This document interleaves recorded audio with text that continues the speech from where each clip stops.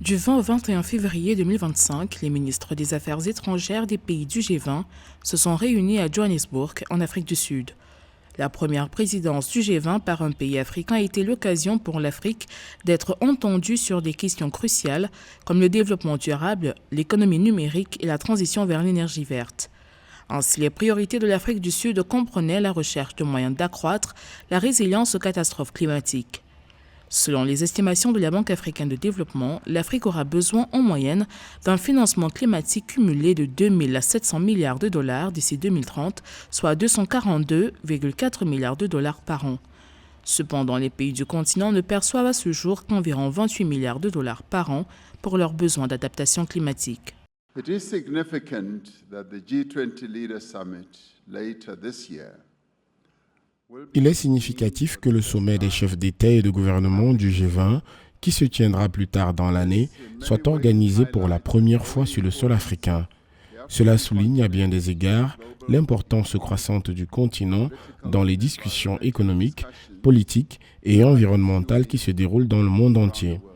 L'Afrique abrite certaines des économies à la croissance la plus rapide au monde et à bien des égards, elle est confrontée à des défis uniques tels que l'impact du changement climatique, les besoins en matière de développement et les effets de la dynamique du commerce mondial.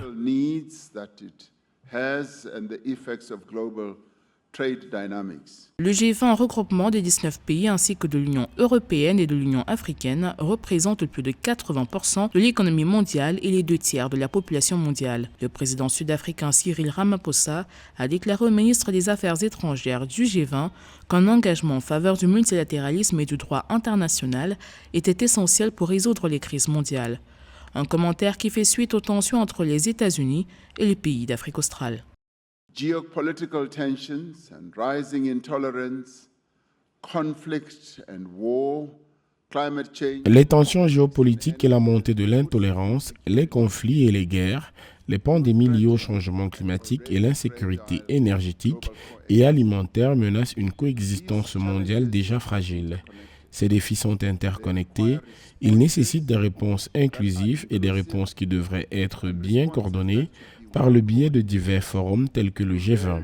Pourtant, les grandes puissances, y compris au sein du G20, ne parviennent pas à s'entendre sur la manière de répondre à ces questions d'importance mondiale.